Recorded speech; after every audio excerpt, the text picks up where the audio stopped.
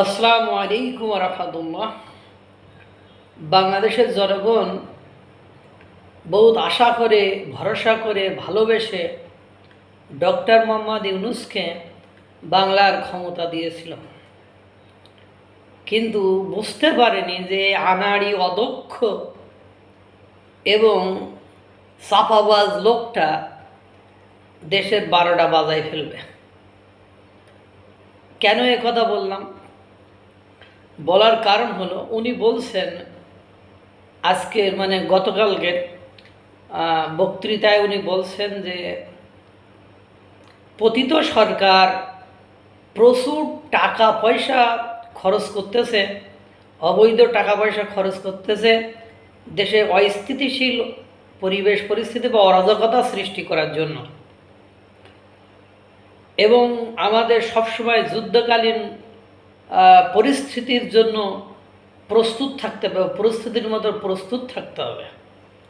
কিন্তু কথা হলো যে উনি যে বলেছেন যে পতিত সরকার অরাজকতা সৃষ্টির জন্য প্রচুর অর্থ ব্যয় করে অস্থিতিশীল করার চেষ্টা করছেন, কিন্তু এ কথাটা শুনে আমার মনে হলো উনি একজন অদক্ষ, আনাড়ি এবং রাজনীতিবিদরা যেমন মিথ্যা কথা বলে উনিও সেই পথে হাঁটছেন, কিন্তু উনি তো রাজনীতিবিদ নন। ওনাকে সার্টেইন একটা পিরিয়ডের জন্য নিয়ে আসা হয়েছে। ওনার মুখ থেকে এই ধরনের কথা কখনোই কোনোভাবে মানায় না, এবং যে কথার বিন্দু পরিমাণ কোনো ভিত্তি নেই, বিন্দু পরিমাণ কোনো ভিত্তি নেই।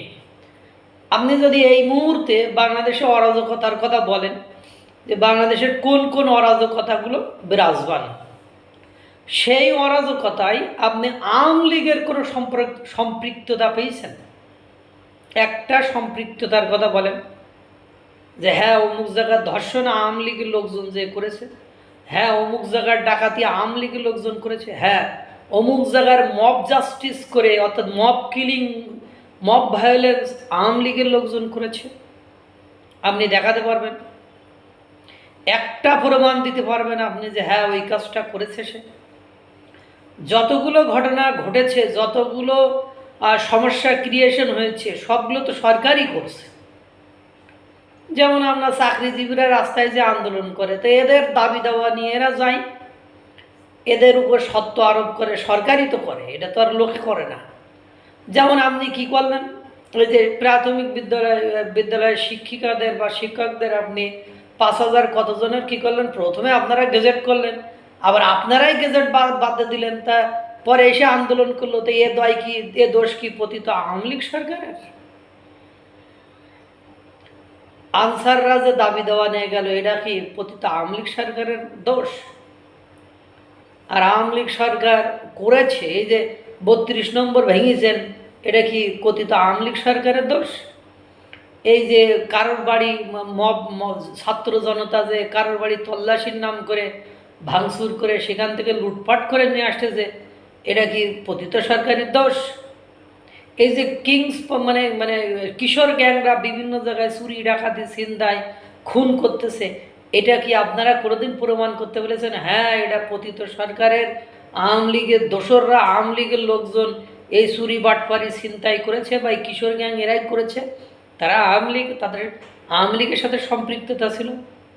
আওয়ামী লীগ তো অধিকাংশই দেশের বাইরে, নেতাকর্মীরা যেগুলো দেশে আছে সেগুলো ধরে ধরে তো সাইড দেয়ালের মধ্যে বন্দি করছেন, আর যেগুলো পালায় ছিল সেগুলো তো আবার অপারেশন ডেভিল হান্ট করে সেগুলোর ধরে আবার জেলে দিয়েছেন। আবার আওয়ামী লীগ, ছাত্রলীগের যেই রাস্তায় বাইর হয় তাকেই তো আপনারা ধরে নিয়ে কী করেন, জেলে দেন। যত জায়গায় সংঘর্ষ হচ্ছে আপনার এই বাংলাদেশে বর্তমান সময়ে যে রাজনৈতিক কর্মীগুলো, রাজনৈতিক দলগুলো অ্যাক্টিভ আছে, তারাই তো করতেছে। কিছুদিন আগে চট্টগ্রাম ডাকাত বলে 2 জামাত নেতা কর্মীকে হত্যা করছে।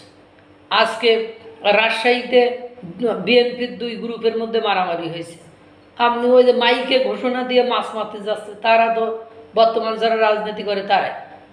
আজকে পিরোজপুরে আপনার গতকালকে রাতে গত পরশুদিন রাতে পিরোজপুরে বৈষম্য বিরোধী ছাত্র আর জাতীয় নাগরিক কমিটির মধ্যে মারামারি, 15 জন আহত হয়েছে।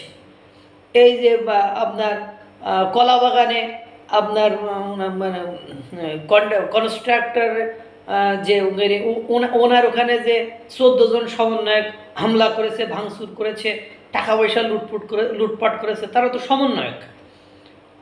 তারপরে চট্টগ্রামে এক শিক্ষকের এক লেজেন্ডস গ্রুপের জিএমকে আপনার কি অপহরণ করার কারণে 4 জন সমন্বয়ককে পুলিশ হাতে নাতে গ্রেপ্তার করছে।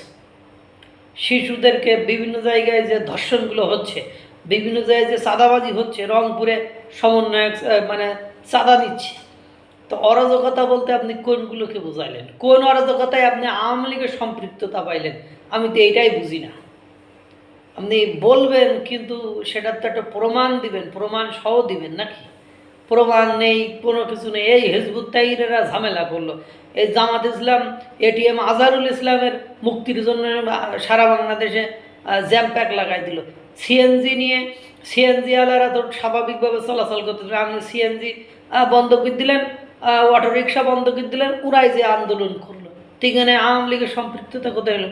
7 কলেজের ফুলাবান বিশ্ববিদ্যালয়ের দাবিতে তারাই আন্দোলন করলো, তারাই ঢাকা বিশ্ববিদ্যালয়ে বৈষম্য বিরোধীদের সাথে মারামারি করলো।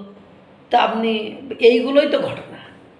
বাংলাদেশে বর্তমান সময়ে যে পরিবেশ পরিস্থিতি বিরাজমান, তাতে তো এইসবই তো ঘটনা। তো এইসব ঘটনায় আপনি আওয়ামী লীগের সম্পৃক্ততা কোথায় পাইলেন?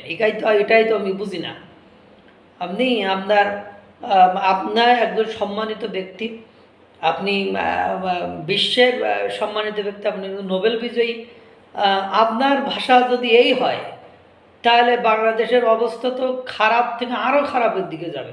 আপনি যারা অন্যায় করতেছেন তাদেরকে যদি আপনি দমন করেন, তাদেরকে যদি গ্রেপ্তার করেন, তাদেরকে যদি আটক করেন, তাদেরকে যদি পানিশমেন্টের আওতায় নিয়ে আসেন, তা পরিবেশ পরিস্থিতি এমনিতে শান্ত হয়ে যায়। আপনি সেটা না করে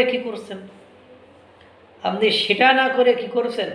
সেটা না করে আপনি মানে মিথ্যা দোষারোপ করে কাউকে ছোট করে আপনি জিতে যেতে চাচ্ছেন।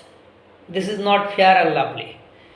ডক্টর মোহাম্মদ ইউনূস সাহেব, আপনাকে আমরা সবাই সম্মান করি, কিন্তু আপনি আপনার সম্মানের জায়গাটা মিথ্যাচার করে মানে আপনি একদম জিরো ব্যালেন্সে নিয়ে যাচ্ছেন। ইতিমধ্যে আমেরিকা কিন্তু এদেশে সন্ত্রাসী হামলা হতে পারে বা বিভিন্ন রাজনৈতিক অস্থিতিশীলতার কারণে সে দেশের নাগরিকদেরকে এদেশে আসার সতর্কতা জারি করেছে। শুধু আমেরিকা নয়, যুক্তরাজ্য, কানাডা, তারাও একই কাজ করেছে।